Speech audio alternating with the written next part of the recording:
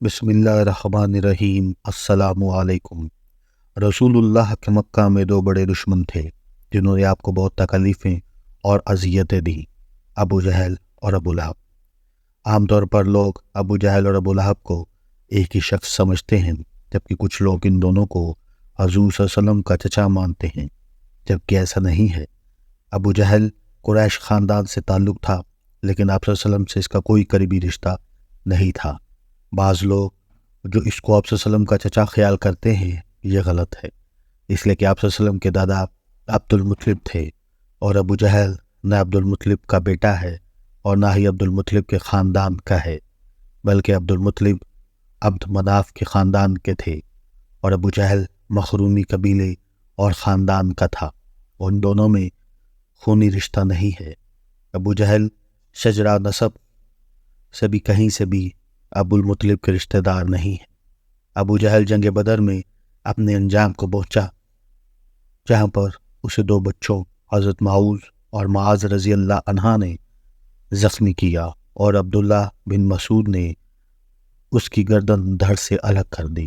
تاریخ میں اکثر ابو جہل کو اسلام کا سب سے بڑا دشمن قرار دیا جاتا ہے، جبکہ باریک بینی سے جانچا جائے تو ابو لہب اسلام اور حضرت محمد صلی اللہ علیہ وسلم کا سب سے بڑا دشمن تھا۔ ابو لہب کا اصل نام عبد العزی تھا، بن عبد المطلب تھا۔ اس کی اصل کنیت ابو عتبہ تھی، لیکن اس کے والد حضرت عبد المطلب اس کے چہرے کی سرخی کی وجہ سے اسے ابو لہب پکارتے تھے۔ ابو لہب حضور صلی اللہ علیہ وسلم کا حقیقی چچا تھا۔ جب ابو لہب کو کسی نے بتایا کہ آپ کے چھوٹے بھائی عبداللہ کے گھر بیٹا پیدا ہوا ہے، تو ابو لہب بہت خوش ہوا۔ اس نے ایک لونڈی صوبیہ نام کی آزاد کر دیا۔ ابو لہب اسلام کے بڑے دشمنوں میں سے ایک تھا۔ جب حضور اکرم صلی اللہ علیہ وسلم نے اعلان نبوت کیا تو ابو لہب نے سخت مخالفت کی۔ آپ صلی اللہ علیہ وسلم کی شان میں گستاخی پر اتر آیا۔ جب خدا کی طرف سے رشتہ داروں کو دین کی دعوت کا حکم آیا تو آپ صلی اللہ علیہ وسلم نے کوہ صفا پر چڑھ کے قریش والوں کو پکارا۔ جب سارے اکٹھا ہوئے تو آپ صلی اللہ علیہ وسلم نے فرمایا کہ اگر میں آپ کو کہوں اس پہاڑی کے پیچھے سے ایک لشکر تم پر حملہ کرنے والا ہے، کیا تم میری بات کا یقین کر لو گے؟ سب نے آپ صلی اللہ علیہ وسلم کے حکم پر لبیک کہا کہ آپ صلی اللہ علیہ وسلم نے ہمیشہ ہی سچ بولا ہے۔ اس کے بعد آپ صلی اللہ علیہ وسلم نے فرمایا کہ میں خدا کے حکم سے تم کو ایک سخت عذاب سے آگاہ کرنے کے لیے آیا ہوں، جو دشمنوں کے حملے سے بھی زیادہ خطرناک ہے۔ جب آپ صلی اللہ علیہ وسلم نے یہ الفاظ فرمائے تو ابو لہب نے آپ صلی اللہ علیہ وسلم کی مخالفت کرتے ہوئے کہا، غارت ہو تم پر، نعوذ باللہ، تم نے ہم سب کو اس لیے بلایا ہے۔ اس پر سورۃ لہب نازل ہوئی۔ جب رسول کریم صلی اللہ علیہ وسلم پیغام خدا دیتے تو ابو لہب اب اس لوگوں کو برا بلا کہنے لگ جاتے کہ یہ جھوٹا ہے جو اپنے آباء و اجداد کے دین کو چھوڑ کر اپنا جھوٹا دین پھیلا رہا ہے۔ بعض روایات میں ہے کہ ابو لہب نے کوہ صفا پر آپ صلی اللہ علیہ وسلم کو قتل کرنے کے لیے ایک پتھر بھی اٹھا لیا تھا۔ ابو لہب حضور کریم صلی اللہ علیہ وسلم کی اتنے مخالف تھے کہ جب حضور کریم کے بیٹے عبداللہ کا انتقال ہوا تو ابو لہب بہت خوش ہوا اور دوڑتا ہوا اپنے دوستوں کے پاس گیا اور کہا کہ حضور کریم صلی اللہ علیہ وسلم اکبر نسل ختم ہونا ہو گیا ہے۔ نعوذ باللہ، ایام حج میں بھی ابو لہب آپ صلی اللہ علیہ وسلم کے پیچھے لگاتار رہتا، یہاں تک کہ آپ صلی اللہ علیہ وسلم کو پتھر مارتا تھا، جسے آپ صلی اللہ علیہ وسلم کی ایڑیاں خون سے تر ہو جاتی تھیں۔ قرآن پاک میں بدبخت ابو لہب کی موت کے بارے میں سخت الفاظ بیان کیے گئے ہیں، جو کہ حرف بحرف پورے ہوئے۔ وہ بہت ذلت کی موت مرا۔ ابو لہب بہت مالدار تھا۔ جب اس کو خدا کے عذاب سے ڈرایا جاتا تھا تو کہتا تھا کہ اگر حضور کریم کی بات سچ ہے تو آخرت کے دن مال و اولاد کا نذرانہ دے کر عذاب سے چھوٹ جاؤں گا۔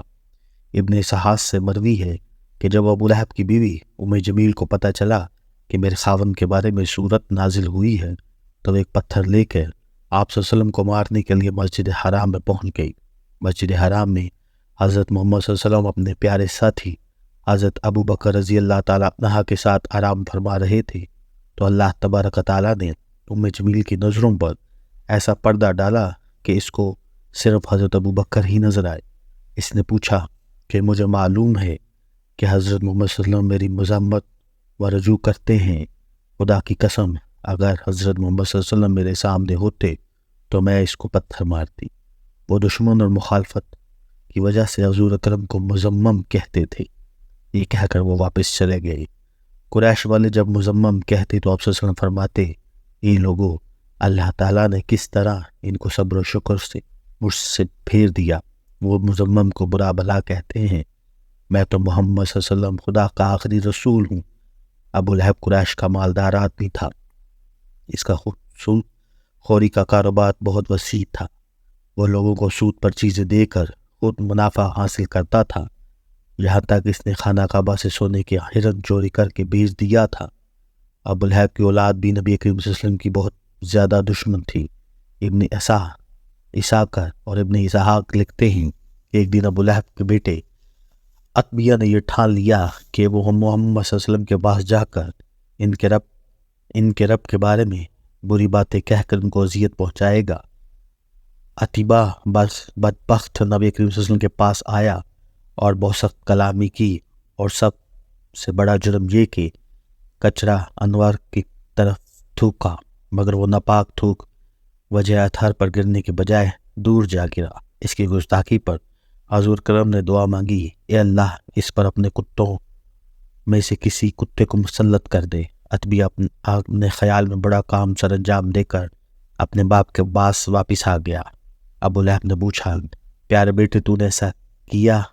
کہا، اس نے بتایا کہ میں نے یہ کہا اور یہ کیا۔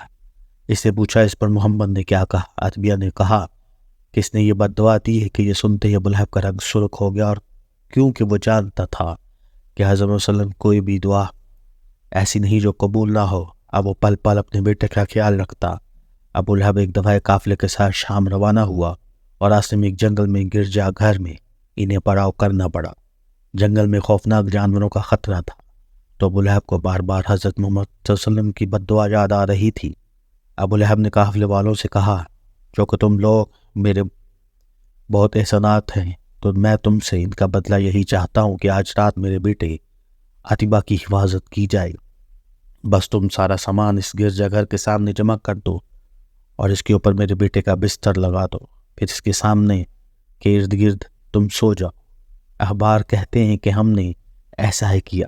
رات جب سو گئی تو جنگل سے شیر آیا، ہم سب کے چہروں کو اس نے سونگا، مگر کسی کو کچھ نہ کہا، مگر سامان کے بلند ڈھیر پر چڑھ گیا، عتیبہ کے چہروں کو سونگا اور اسے چیر پھاڑ دیا۔ ابو لہب کا برا حال تھا اور وہ کہہ جا رہا تھا، میں جانتا تھا میرا بیٹا محمد کی بددعا سے کبھی نہیں بچ سکے گا۔ ناظرین گرامی، ابو لہب اسے اپنے بیٹے عتبیہ اور اس کی بیوی کا انجام انتہائی دردناک اور عبرتناک ہے، کیونکہ اللہ پاک نے سورۃ لہب میں پہلے ہی ان کے لیے عذاب کا فیصلہ سنا دیا تھا۔ جنگ بدر کے 7 دن بعد ابو لہب چچک کی بیماری میں مبتلا ہوا اور گل سڑ کر مر گیا۔ روایت ہے کہ اس کو ایک ریشے دار دانہ نکلا جو پھٹا اور پھر اس سے مزید دانے نکلے۔ اب ان دونوں کی جب بدبو پھیلنے لگی اور اس کی اولاد اور بیوی نے یہ فیصلہ کیا کہ ان کو اپنے گھر سے کسی ویرانے کھنڈر میں منتقل کر دیتے ہیں تاکہ یہ بیماری کسی میں منتقل نہ ہو۔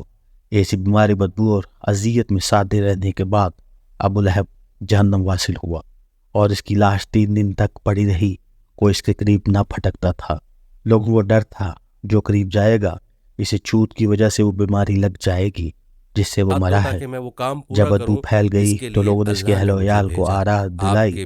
اس پر انہوں نے ان تانوں سے تانگا کر کچھ حبشیوں کو اجرت دے کی لاش اٹھوائی، جنہوں نے اسے لمبی لکڑیوں پر رکھ کر ایک گڑھے میں پھینکا اور اوپر سے دور کھڑے ہو کر یوں پتھر پھینکے جیسے اسے رحم کیا جا رہا ہو۔ اس کی بیوی جو مجمیل کے نام سے معروف تھی، ابو سفیان کی بہن تھی، اس کا نام عروی بنت حرب تھا، وہ بھی ایڑیاں رگڑ رگڑ کے مری۔ اللہ تعالیٰ نے ارشاد فرمایا، اس کی گردن میں مونج کی رسی ڈال کر اسے جہنم میں پھینکا گیا ہے۔ وہ اپنی قیمتی ہار پر فخر کیا کرتی تھی اور ڈینگی مارتی تھی کہ میں یہ قیمتی ہار بیچ کر محمد صلی اللہ علیہ وسلم کی مخالفت میں لگا دوں گی۔ اللہ تعالیٰ نے اس کی گردن میں وہ توق ڈالا جسے شیطان بھی پناہ مانگتا ہوگا۔ اللہ تعالیٰ ہم کو بھی اسلام پر چلنے کی توفیق عطا فرمائے، آمین۔